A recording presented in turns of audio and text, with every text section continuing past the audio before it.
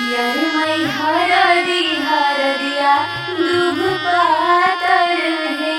यार मैं हरदिया दूब पातर है। यार मैं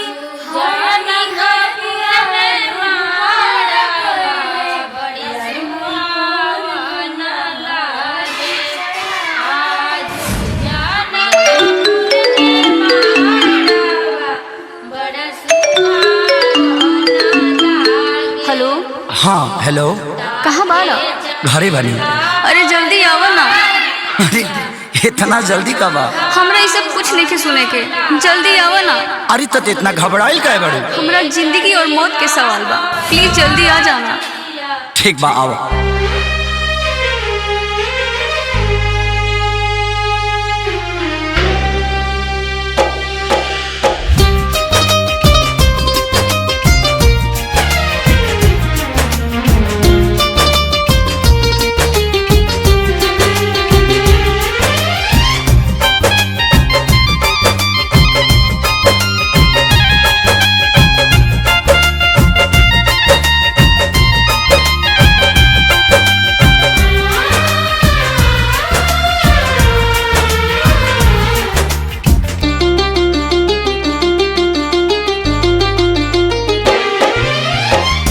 पगली के भइल बाटे पागल के दासा, आज हमरा पता चलल प्रेम के भाषा।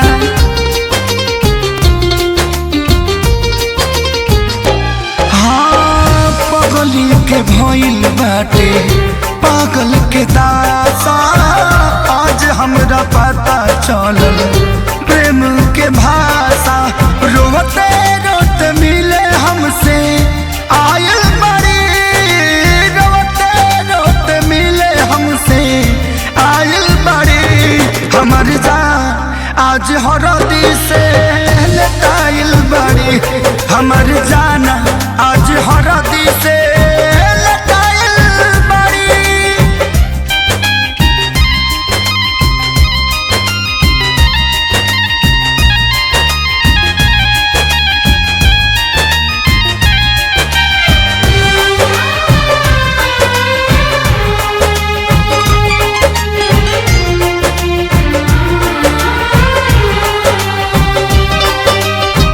घर परिवार देख खोजत होई जा, छतिया पमुड़ी धके रोवा तारी एही जा।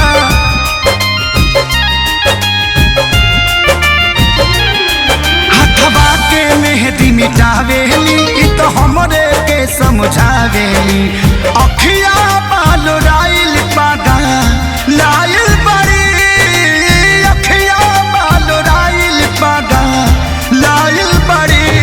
हमर जान आज हरद से लटाइल बड़ी, हमर जाना आज हरद से लटाइल बड़ी।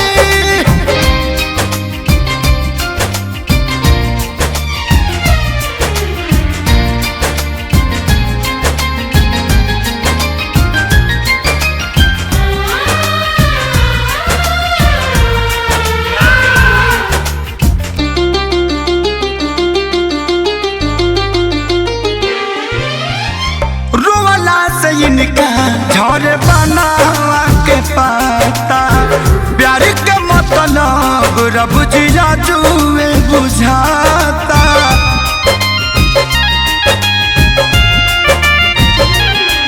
हम इनका से तनिको खफा नहीं खी, काहे की जान बेवफा नहीं खी। अखिलेश के खेसारी खाती भुलायल बड़ी, अखिलेश के खेसारी खाती भुलायल बड़ी। हमर जान आज हरद से लटाइल बड़ी, हमर जाना आज हरद से लटाइल बड़ी। ए जा, हम तो के छोड़ के ना जाए। सुना, कुर्बानी के नाम ही तो प्यार होला, और प्रेमी से बढ़ के परिवार होला। सबके इज्जत के बात बजान, तोहरा चले के परी चला।